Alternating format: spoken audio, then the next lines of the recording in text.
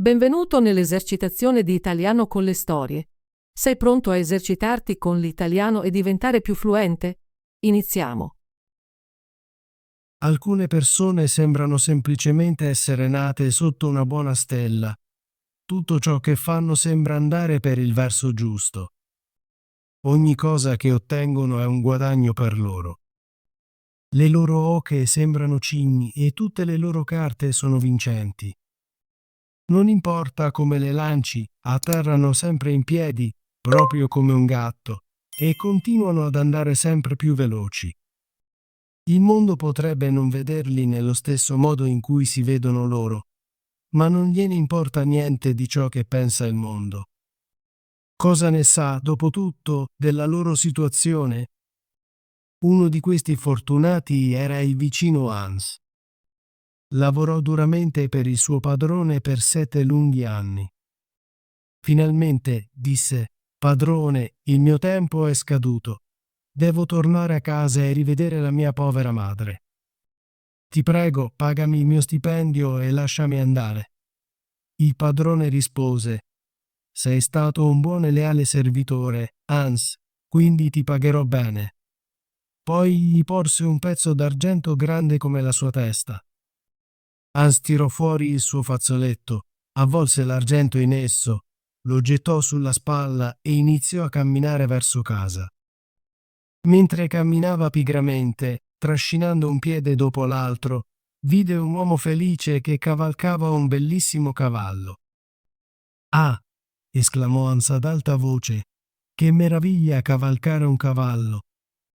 Sembra così comodo e felice, come se fosse seduto accanto al suo focolare a casa.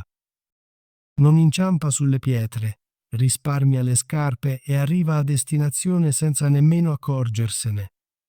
Hans parlò abbastanza forte da essere sentito dal cavaliere, che rispose: «Bene, amico, perché stai camminando allora?» «Ah», disse Hans, «devo portare questo pesante argento». «Sì, è argento, ma è così pesante che non riesco a sollevare la testa e mi fa male la spalla». «E se facessimo uno scambio?» propose il cavaliere. «Ti darò il mio cavallo e tu mi darai l'argento». «Questo ti risparmierebbe un sacco di guai, accetto», disse Hans. «Ma devo avvertirti, sarà un duro lavoro portare quell'argento in giro con te». Tuttavia, il cavaliere scese, prese l'argento, aiutò Hans a montare sul cavallo, gli porse le redini e una frusta dicendo: «Quando vuoi andare veloce, schiocca le labbra e grida Jeep». Hans era entusiasta mentre sedeva sul cavallo. Si raddrizzò, incrociò i gomiti, puntò le punte dei piedi e, schioccando la frusta, partì felice, canticchiando una melodia allegra e cantando: «Nessuna preoccupazione, nessun dolore, chi si cura del domani. Rideremo e ci divertiremo, canta e balla con noi». Dopo un po', Hans pensò di voler andare un po' più veloce, così schioccò le labbra e gridò: «Jeep!». Il cavallo partì a tutta velocità e prima che Hans si rendesse conto di cosa stesse succedendo, fu sbalzato e atterrò sulla schiena a bordo strada. Il cavallo sarebbe scappato se un pastore con una mucca non l'avesse fermato. Hans si alzò in fretta, molto infastidito, e disse al pastore: «Cavalcare non è affatto divertente quando si finisce a terra così e sembra che il cavallo voglia rompermi il collo. Ma ora ho finito con il cavalcare. Preferirei di gran lunga avere la tua mucca piuttosto che questo cavallo che mi ha buttato giù e rovinato il mio miglior cappotto in questa pozzanghera fangosa, che, tra l'altro, non ha un buon odore. Cosa darei per avere un tesoro simile?» «Beh», disse il pastore, «se ti piace tanto, scambierò la mia mucca per il tuo cavallo. Mi piace aiutare i miei vicini, anche se mi costa qualcosa». «Affare fatto», disse Hans felice. «Che uomo di buon cuore», pensò. Poi il pastore montò sul cavallo, augurò a Hans e alla mucca una buona giornata e partì. Hans si spazzolò il cappotto, si pulì il viso e le mani, si prese una pausa e poi guidò la sua mucca silenziosamente, pensando che il suo scambio era molto fortunato. Se riesco a trovare un pezzo di pane, cosa di cui sono certo, posso godermi il burro e il formaggio in qualsiasi momento. E quando ho sete, posso mungere la mia mucca e bere il latte. Cosa potrei volere di più? Quando raggiunse una locanda, si fermò, mangiò tutto il suo pane e spese il suo ultimo penny per un bicchiere di birra. Dopo essersi riposato, continuò il suo cammino, guidando la sua mucca verso il villaggio di sua madre. Ma quando giunse mezzogiorno, il caldo si fece più intenso e si trovò su una vasta brughiera che gli sarebbe servita più di un'ora per attraversare. Iniziò a sentirsi molto caldo e assetato e la sua lingua si attaccò al palato. Posso rimediare a questo, pensò. Mungerò la mia mucca e disseterò la mia sete. Così le legò il capo a un ceppo e si mise a mungere, ma non uscì nemmeno una goccia.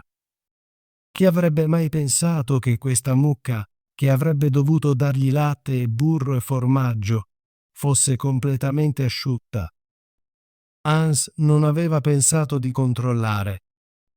Mentre cercava goffamente di mungere la mucca, l'animale infelice pensò che lo stesse infastidendo e alla fine lo colpì in testa, facendolo cadere a terra. Rimase lì per molto tempo, privo di sensi.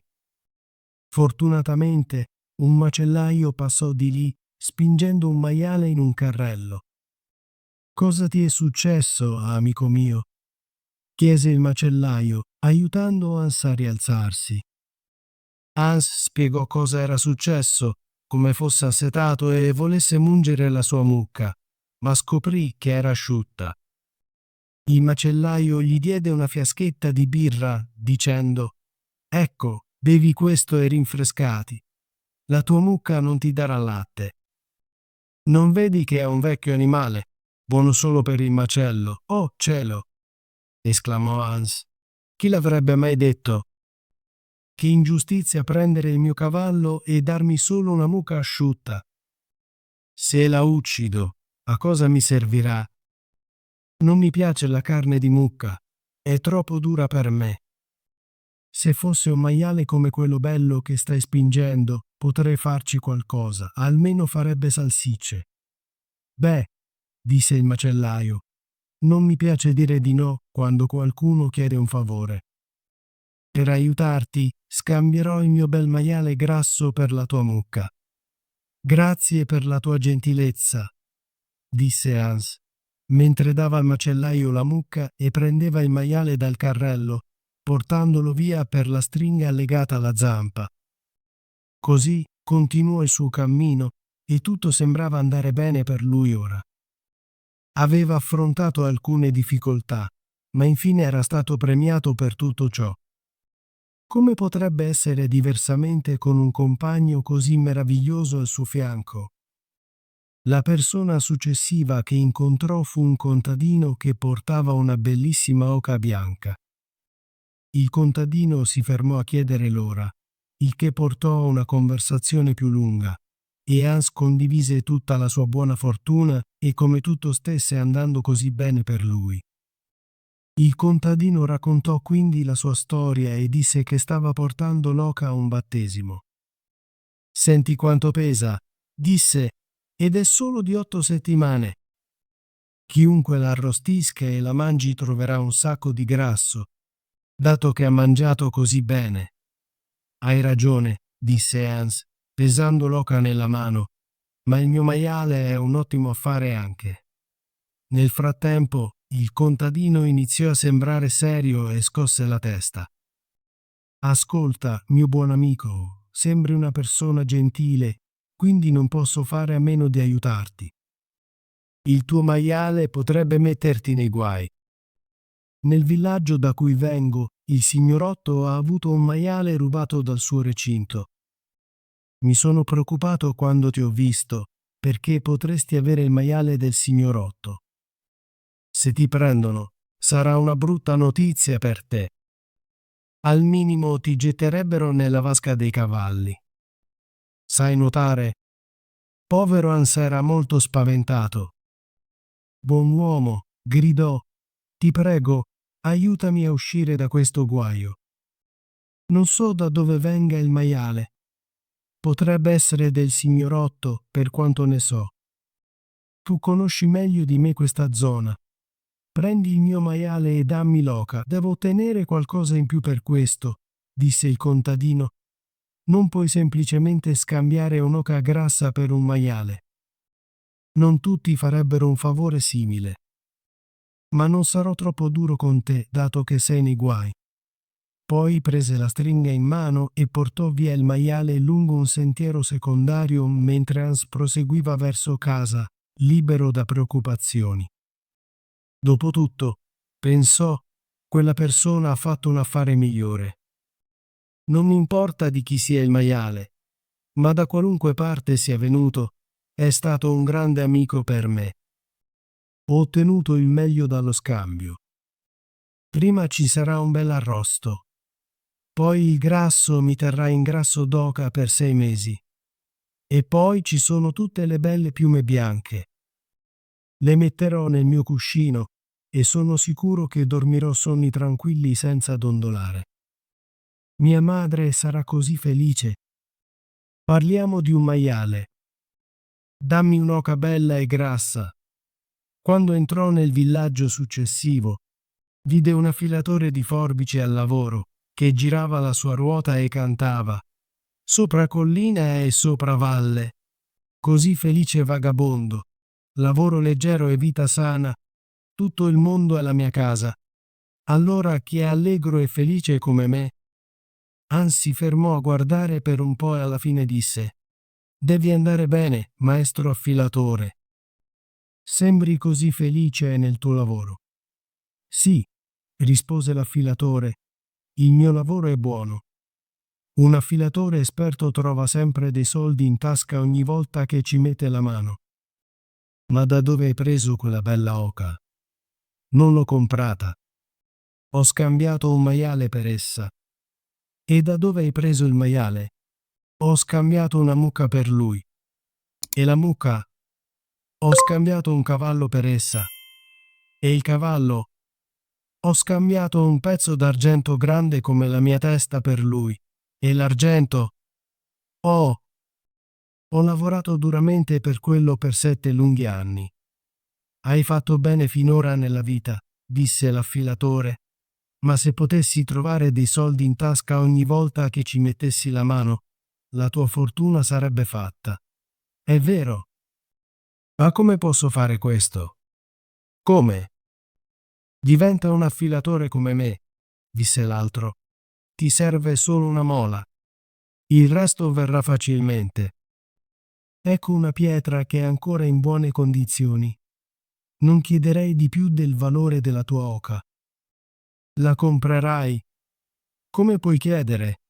Disse Hans. Sarei l'uomo più felice del mondo se potessi trovare dei soldi ogni volta che metto la mano in tasca.